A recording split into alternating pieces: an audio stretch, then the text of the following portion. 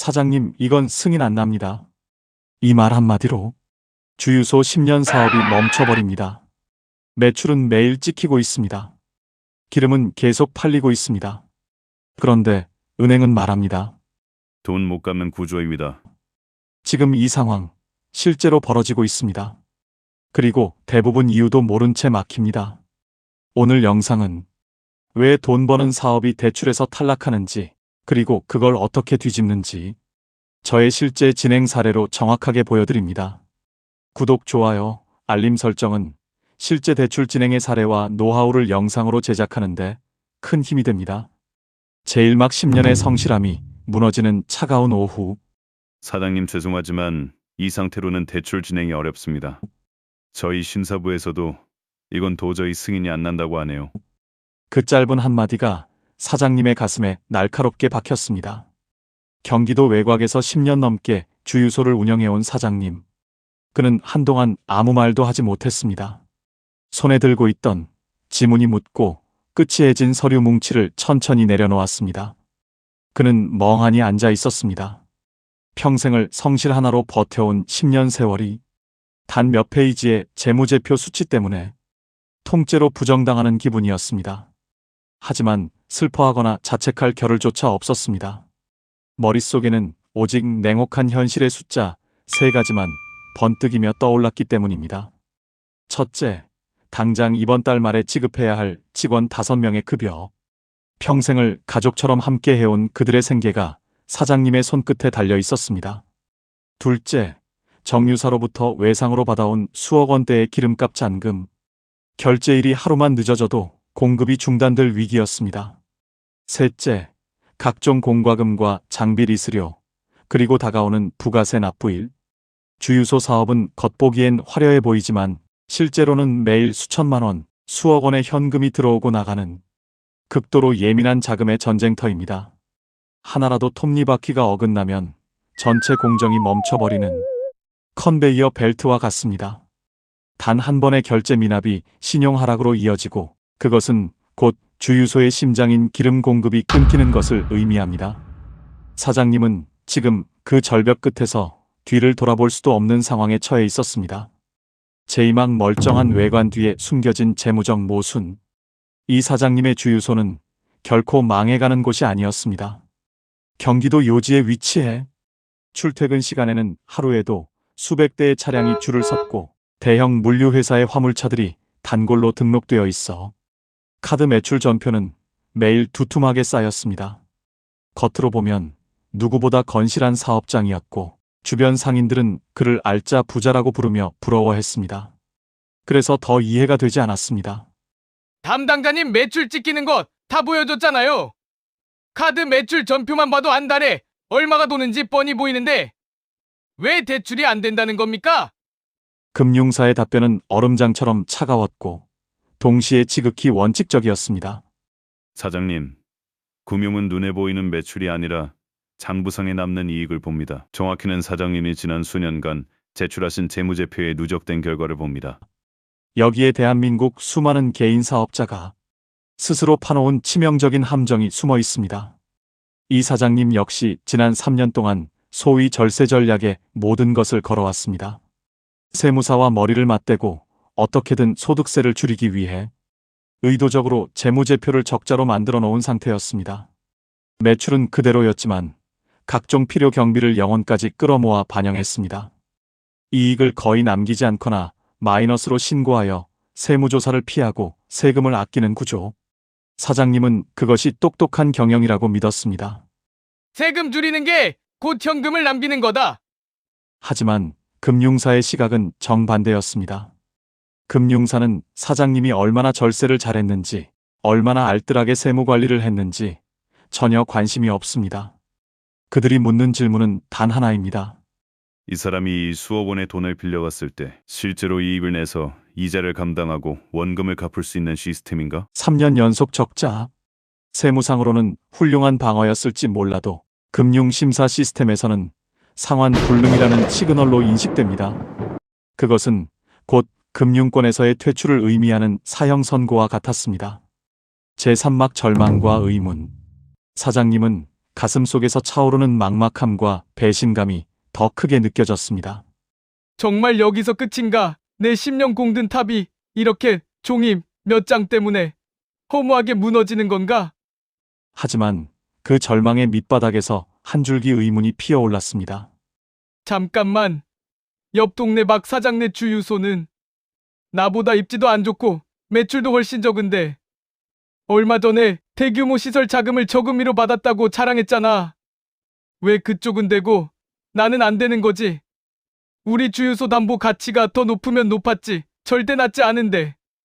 답은 하나였습니다. 사업의 크기나 매출의 규모가 아니라 언어와 구조의 차이였습니다. 이 사장님의 진짜 문제는 돈을 못 버는 것이 아니었습니다. 3개년치 재무제표의 손실과 결손이 1차적인 문제로 심사가 통과되지 않았던 것입니다. 개인 사업자라는 낡은 틀 안에서 절세라는 작은 이익과 대출이라는 거대한 기회를 동시에 잡으려다 보니 정작 위급할 때 지탱해줄 신용의 사다리 자체가 썩어버린 것이었습니다. 제3학 SPC 법인 구조, 금융의 언어로 다시 쓰다. 이제 접근 방식을 근본적으로 뜯어고쳐야 했습니다. 기존의 개인 사업자라는 낡은 옷을 입은 채로는 아무리 은행 문을 두드려도 돌아오는 건 거절뿐이었습니다. 그것은 마치 구멍난 바닥을 수리하지 않고 계속 물을 쏟아붓는 격이었습니다. 여기서 제가 제시한 해결책이 바로 SPC 법인 설립입니다. 이 지점에서 많은 사장님이 고개를 쳤습니다. 법인, 그거 서류 복잡하고 비용만 더 드는 거 아닙니까? 배보다 배꼽이 더 크면 어떡하죠? 하지만 SPC는 단순한 유령 회사가 아닙니다. SPC는 금융사가 한치의 의심 없이 자금을 투입할 수 있도록 오직 대출과 자산 관리만을 위해 재설계된 정교한 재무적 설계도입니다. 기존의 엉망이 된 구조를 다시 보십시오. 개인 사업자, 절세를 위한 인위적 적자, 신용 등급 하락, 금융사 거절. 이 악순환의 고리를 끊으려면 운영과 자산을 분리하는 고난도 수술이 필요했습니다. 기존 개인 사업자는 주유소의 실제 영업과 매수 매도를 담당하는 운영 주체로 남겨둡니다. 그리고 새롭게 설립된 SPC 법인이 주유소의 자산 토지, 건물, 시설물을 소유하고 대출 구조를 전담하게 만듭니다. 이것은 단순히 이름을 바꾸는 수준이 아닙니다. 금융심사역들이 보고 싶어하는 깨끗하고 투명하며 현금 흐름이 예측 가능한 재무제표를 새하얀 도화지에 처음부터 다시 그리는 작업입니다. 제오막 3가지 핵심 기둥 가치, 흐름, 목적. 주유소라는 복합 자산을 SPC로 연결하고 금융사를 설득하기 위해서는 그들의 논리 구조인 3가지 핵심 기둥을 완벽하게 세워야 했습니다. 첫째, 담보 가치의 현대화. 단순히 10년 전 취득가액이나 공시지가에 의존하는 것이 아닙니다. 현재 이 주유소가 창출하는 수익력과 미래의 토지가치 상승분을 금융공학적으로 계산하여 금융사가 인정할 수밖에 없는 실질 담보력을 증명했습니다. 둘째, 현금 흐름의 다각화. 매출을 단순히 많이 판다는 수준이 아니라 매월 얼마의 순유입이 발생하여 어떻게 대출 원리금을 상환할 것인가를 숫자로 증명했습니다. 주유소의 카드 매출이 SPC의 계좌를 통해 어떻게 순환되는지 그 투명한 파이프라인을 보여주었습니다.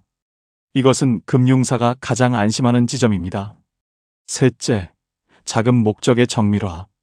돈이 필요하니 빌려달라는 애원은 금융에서 통하지 않습니다. 이 자금이 고금리 부채를 대환하여 이자 비용을 몇 % 절감할 것인지 혹은 낡은 세차 시설을 교체하여 월 매출을 얼마나 끌어올릴 것인지 목적을 칼날처럼 예리하게 설정했습니다. 목적이 분명할 때 금융사의 한도는 늘어나고 금리는 내려갑니다. 이 사장님은 이 과정을 통해 자신의 사업장을 단순히 기름을 파는 곳에서 안정적인 현금을 창출하는 금융 자산으로 완벽하게 탈바꿈시켰습니다. 제6막 매출은 똑같았지만 결과는 하늘과 땅 차이. 설계를 마치고 다시 금융권의 문을 두드렸을 때 결과는 180도 달랐습니다. 굳게 닫혔던 금고의 문이 열리기 시작했습니다. 여기서 여러분이 반드시 주목해야 할 사실이 있습니다. 이 사장님의 성격이 변했나요? 아닙니다. 주유소 기름의 품질이 갑자기 바뀌었나요? 아닙니다. 하루아침에 유가가 폭등해서 매출이 3배가 되었나요? 전혀 아닙니다. 변한 것은 오직 하나, 구조뿐입니다. 금융사 심사역이 과거의 적자투성이 개인 사업자 장부를 볼 때는 언제 망해도 이상하지 않을 위험 요소로 느꼈지만 정교하게 설계된 SPC를 볼 때는 안전하고 확실하게 이익을 회수할 수 있는 우량 자산으로 평가한 것입니다. 여러분, 대출은 결코 매출 순위가 아닙니다. 대출은 단순히 대표자의 인맥이나 신용 점수만으로 결정되는 것도 아닙니다. 대출은 결국 당신의 사업이 자본시장의 시스템 안에서 얼마나 신뢰받을 수 있는 구조로 설계되어 있는가에 대한 냉정한 성적표입니다. 같은 주유소, 같은 입지, 똑같은 사람인데도 어떤 금융적 옷을 입고 있느냐에 따라 누군가는 절벽 아래로 추락하고 누군가는 그 절벽 위를 역주행하며 치고 올라갑니다. 제7망 여러분의 사업 구조를 묻습니다. 지금 이 영상을 보고 계신 수많은 사장님, 그리고 앞으로 더 큰 꿈을 꾸는 예비 창업자 여러분. 왜 나는 밤낮 없이 뛰고 매출도 남부럽지 않게 찍히는데 정작 급전이 필요할 때마다 은행 앞에서 작아져야 할까요? 왜 금융이라는 거대한 에너지를 내 사업의 동력으로 쓰지 못하고 오히려 그들의 눈치만 보며 끌려다니고 있을까요? 그건 사장님의 능력이 부족하거나 운이 나빠서가 아닙니다. 사장님이 공들여 쌓아온 사업의 알맹이가 금융의 언어와 맞지 않는 낡은 그릇에 담겨 있기 때문입니다. 세금을 줄여 당장 몇백만 원을 아끼는 기술도 중요하지만 위기의 순간이나 도약의 순간에 수억, 수십억의 자금을 즉각 수혈받을 수 있는 금융의 사다리를 설계하는 기술은 기업의 생존과 직결됩니다. 지금 다시 한번 스스로에게 물어보십시오. 당신의 사업은 금융사의 냉철한 눈으로 보았을 때 믿고 돈을 투입해도 좋을 만큼 원칙 있고 안전하게 갚을 수 있는 구조로 보이고 있습니까? 만약 그 질문에 선뜻 그렇다라고 답하기 어렵다면 지금이 바로 당신의 재무지도를 다시 그려야 할 골든타임입니다. 담보대출연구소는 그 흔들리는 사다리를 누구도 무너뜨릴 수 없는 강철 구조물로 다시 설계해드립니다. 막힌 길은 뚫으면 되고 끊긴 길은 다시 이으면 됩니다. 하지만 무작정 뛰지는 마십시오. 보이지 않는 곳에서 승패를 가르는 것은 결국 설계의 힘입니다. 대출은 운이 아닙니다. 정밀한 설계입니다.